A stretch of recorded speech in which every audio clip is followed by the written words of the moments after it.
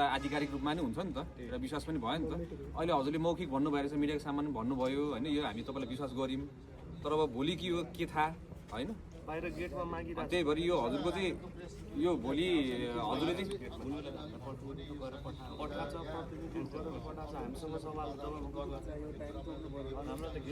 सँगसँगै चाहिँ यो अहिलेको जुन हाम्रो छलफल भयो नि, यो छलफलमा के कुरा भयो त्यो के अरे जेनजी युवाहरूको सुरक्षाको विषय, शान्ति सुरक्षाको विषय, घाइतेको उपचारमा समन्वयको विषय होइन, त्यो फर्काइदिनु देखिएन। घाइतेको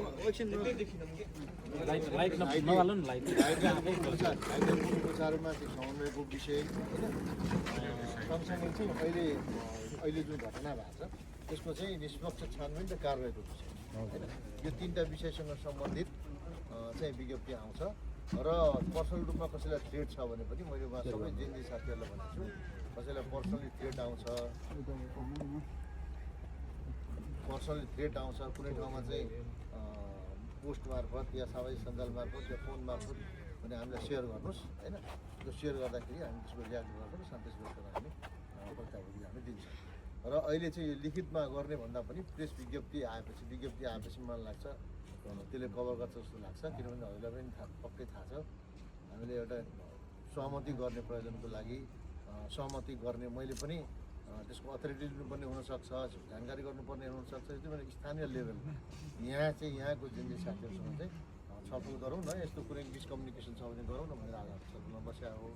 र फेरि पनि मैले दोहोऱ्याएँ, यो पक्राउ पर्ने विषयमा चाहिँ जो व्यक्ति सार्वजनिक रूपमा हेन्डल गर्नुभएको छ तत्काल उहाँले पक्रिन्छौँ। कोही लुकेको अवस्था छ र हामीले खोज्दा खोज्दै पनि नभेटिने कुरा जस्टिफाएबल छ भने पनि त्यसमा चाहिँ दिन तोक्न ठिक हुँदैन भन्ने एउटा चाहिँ मैले अनुरोध गरेँ। सिडिओ साहब त्यही हो, अब शान्ति सुरक्षा जसरी पनि होस् यो प्रदेशमा, किनभने मध्य प्रदेश तताउन खोजिरहेको छ एमाले, त्यो पनि बुझ्नु पऱ्यो हजुरहरूले।